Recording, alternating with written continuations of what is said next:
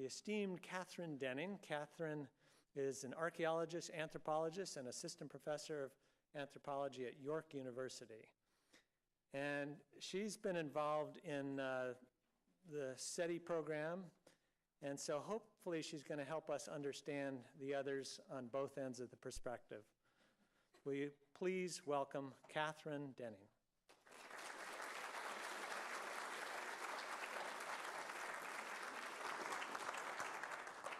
Thank you. Yeah, you know, about lost knowledge, I always think it's never lost. It's just being quiet for a little while. But about the larger questions of putting things back together when we don't have a perfect picture of what went on, indeed, I'm not actually confident that I can help very much with that mission of reassembly, but I can help describe just how hard it is. And that's part really of what I'm here to do today. I'm actually really excited to be here for several reasons, which I'll describe in a minute, but let me just say first of all, by way of preface, that I have a raging cold. So if you shake my hand, you'll want to wash it afterwards.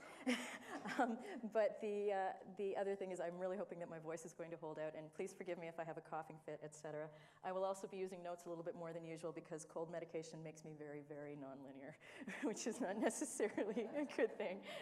So I am hoping to get a chance to meet most of you individually at breaks and lunchtime, etc. But this is my first CPAK, so I'm going to take advantage of my position here just to take a quick read on the room because I don't know yet who I'm talking to, and I would love to. So I would just like it if you could throw up your hand when I say something that resonates to you about why you're interested in the past, something about your own approach. So how many people are interested in it from, say, an archaeological perspective? Okay, an anthropological perspective, a scientific perspective. Yeah, these are not mutually exclusive. An astronomical perspective, an engineering perspective, a spiritual perspective, a healing perspective, a journey of consciousness perspective, journey of the heart perspective, okay, resonance with ancient places, the sacred. Okay, thank you. That's great. I want to get more details for you individually, but that has helped me a lot. I will hope to say some things that will speak to some aspect of each of your interests. So the reason I am excited to be here is just because I do love being around people who think both creatively and analytically about the past, and about the gaps in our knowledge and about ancient thought. As a university professor who teaches archaeology, you might be a little bit worried that I'm here as part of the past police. I'm not. I understand that some of my colleagues have done things to deserve that kind of epithet, but that's not what I'm all about. Equally, though, you know, some of you might assume that I should be quaking in terror about fraternizing with renegades, and I'm not, because actually I've been managing to do this for my entire academic career, and they have not yet hurled me off the top of the ivory tower. It may come one day, but not yet.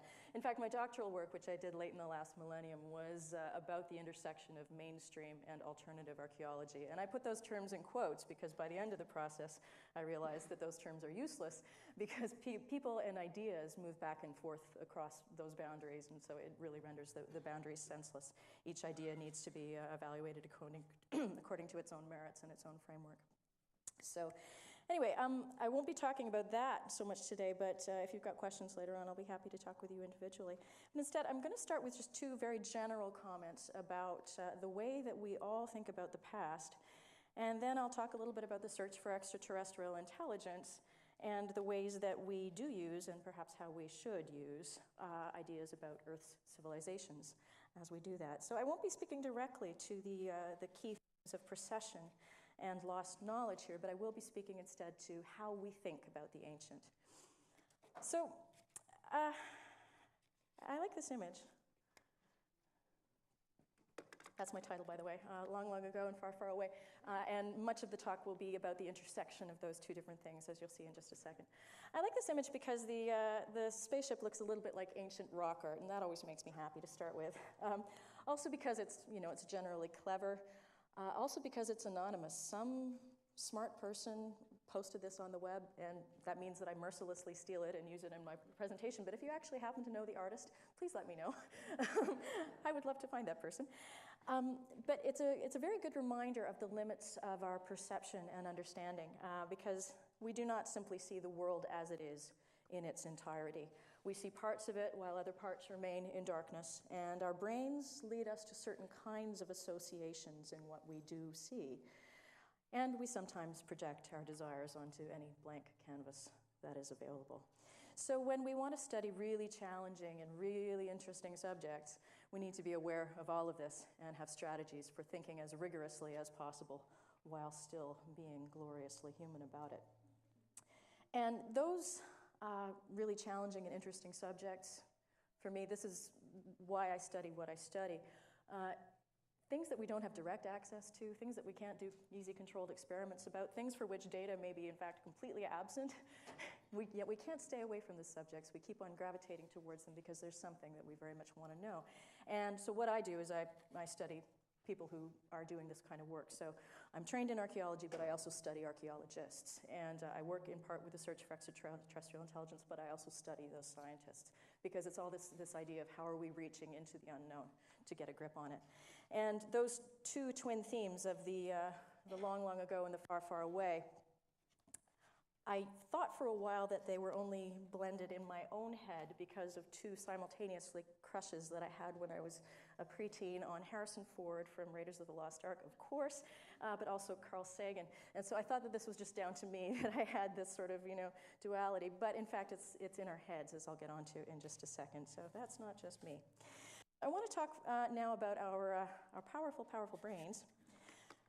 When I started researching SETI, I was amazed by how similar some of the thought processes were to what I was used to studying in the way that people look at the past. So SETI scientists were imagining civilizations very far away in much the same way that many of us imagine civilizations from long ago. And I thought, wow, that's interesting. They're just taking their knowledge of the ancient and projecting it straight out into space. I thought, wow, that's wild. I'm starting to think that there's something even a little more interesting going on than that, though. I gradually formulated the opinion that it's because we imagine things distant in space the same way that we imagine things distant in time. The dimension of the distance doesn't matter. It's only the distance that matters.